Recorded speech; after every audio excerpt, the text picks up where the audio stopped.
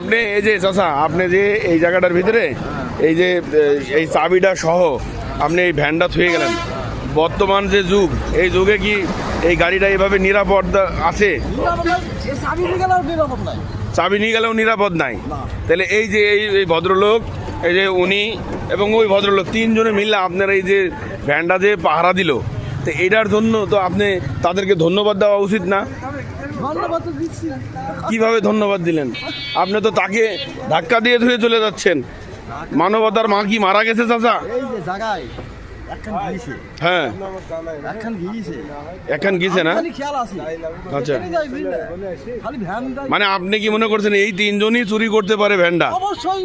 তাহলে আপনি ওই প্রস্তুতি নিয়ে রাখছেন নাকি? বাহ, মানুষের উপকার করলে এরকম চিন্তা ভাবনা আসতে হবে নাকি?